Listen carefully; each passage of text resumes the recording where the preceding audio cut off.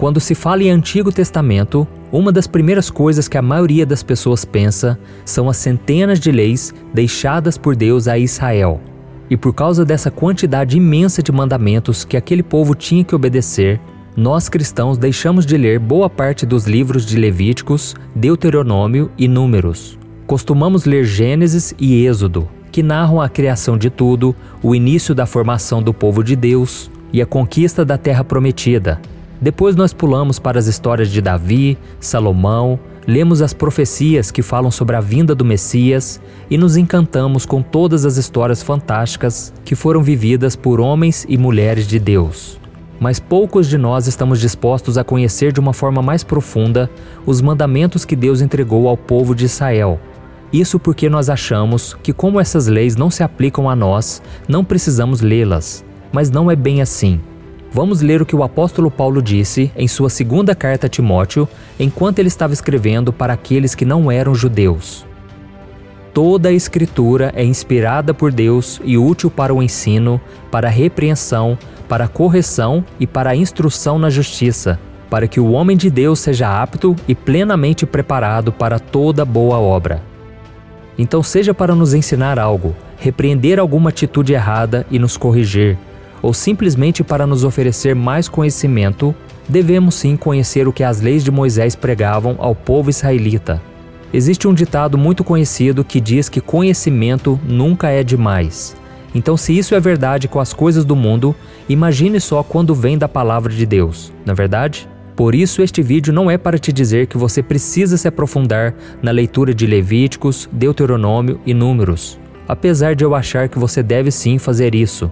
Hoje o que eu quero te mostrar são algumas leis estranhas que existem na Bíblia que você nem imagina que existiram. Mas antes de começarmos, é importante ressaltar que por mais que essas leis sejam estranhas para nós nos dias de hoje, Deus as instituiu naquele momento da história por algum motivo muito importante. E ao longo deste vídeo, você verá que eles ajudaram inclusive a manter o povo de Israel saudável e longe de doenças e outros males. E nós não podemos usar a nossa vivência e o nosso estilo de vida de hoje ao tentar interpretá-las, porque nós estamos falando de 3.500 anos atrás, mais ou menos, ok? Então vamos lá. A primeira lei estranha: proibido compartilhar cadeiras com uma mulher menstruada. Olha que interessante, irmãos. De acordo com Levítico capítulo 15, uma mulher era considerada impura durante os dias em que ela permanecia menstruada. E durante esse período, que dura em torno de 7 dias, as pessoas que precisavam se manter espiritualmente puras, como sacerdotes, não podiam sequer se aproximar das suas esposas. E isso valia inclusive para se sentar em uma cadeira. Vamos ver o que a Bíblia diz sobre isso. Quando uma mulher tiver fluxo de sangue que sai do corpo, a impureza da sua menstruação durará 7 dias, e quem nela tocar ficará impuro até a tarde. Tudo sobre o que ela se deitar durante a sua menstruação ficará impuro, e tudo sobre o que ela se sentar ficará impuro. Todo aquele que tocar em sua cama lavará as suas roupas e se banhará com água, e ficará impuro até a tarde. Quem tocar em alguma coisa sobre o qual ela se sentar, lavará as suas roupas e se banhará com água, e estará impuro até a tarde. Nós sabemos que os conhecimentos da medicina se aprofundaram muito nos últimos 2 séculos. E naquela época, uma mulher sangrando poderia significar alguma doença contagiosa. E Deus, visando proteger a saúde daquelas pessoas, solicitou em seus ensinamentos que as mulheres fossem restringidas a algumas atividades durante o seu período de menstruação. E um dos principais focos dessa passagem é a higiene e a saúde de todos. Deus, em sua infinita sabedoria, proibiu que pessoas entrassem em contato com locais em que as mulheres menstruadas estavam, justamente por saber que o conhecimento da época era muito restrito. E um outro objetivo de Deus que nós podemos analisar é a vontade dele em ajudar as mulheres, porque naquela época a menstruação era muito difícil para elas. Não existia, por exemplo, o absorvente e as mulheres passavam por constrangimentos por causa do seu ciclo menstrual. E isso ajudava a manter o controle de doenças e permitia que as mulheres não passassem por humilhações. A segunda lei estranha: proibido comer morcegos.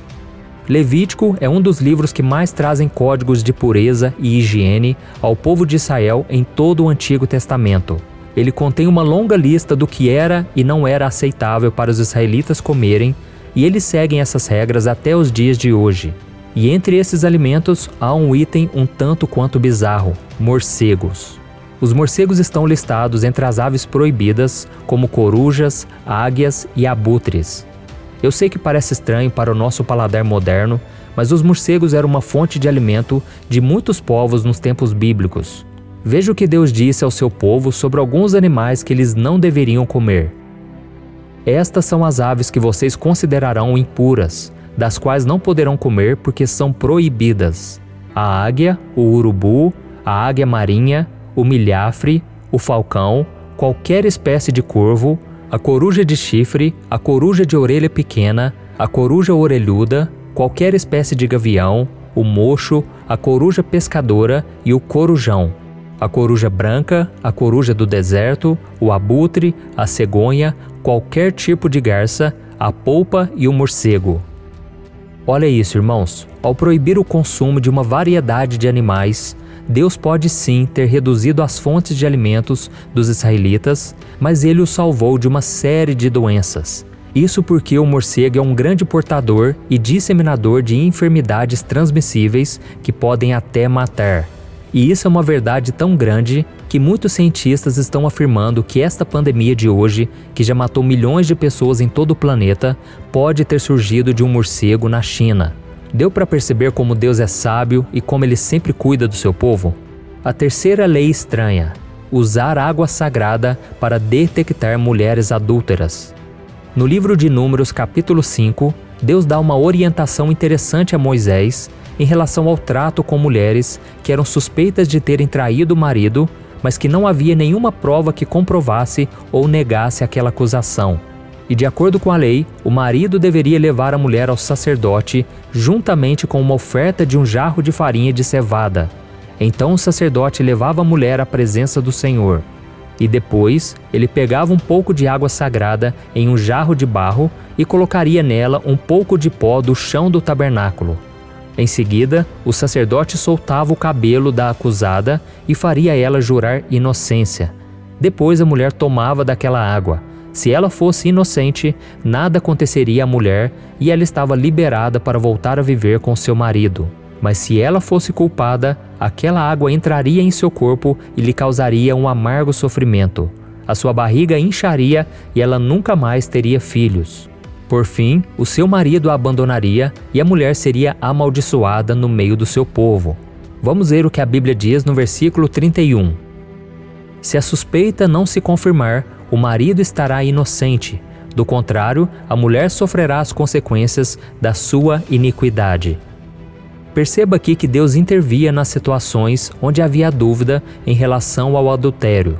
Como ele não permitia a relação sexual fora do casamento, o Senhor mostrava ao sacerdote se a mulher era culpada ou inocente dessa acusação.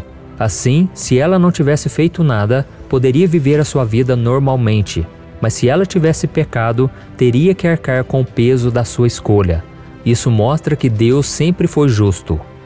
A quarta lei estranha: agir em legítima defesa somente à noite. De acordo com Êxodo capítulo 22, uma pessoa só poderia usar a força para matar um criminoso que invadiu a sua casa depois que o sol se pôsse. Se o ladrão viesse durante o dia, ele estaria protegido da morte, mas ainda teria que pagar por seu crime. Vamos ver o que está escrito. Se o ladrão que for pego arrombando for ferido e morrer, quem o feriu não será culpado de homicídio, mas se isso acontecer depois do nascer do sol, será culpado de homicídio. O ladrão terá que restituir o que roubou, mas se não tiver nada, será vendido para pagar o roubo. Essa lógica pode parecer estranha para nós nos dias de hoje, mas era muito importante no passado. Deus sabia que seria quase impossível para o homem identificar um ladrão que viesse no meio da noite para roubar, e ele não seria punido pelo seu crime e nem repararia o dano que causou à vítima. Lembre-se que não havia luz nas casas e nas ruas como nós temos hoje.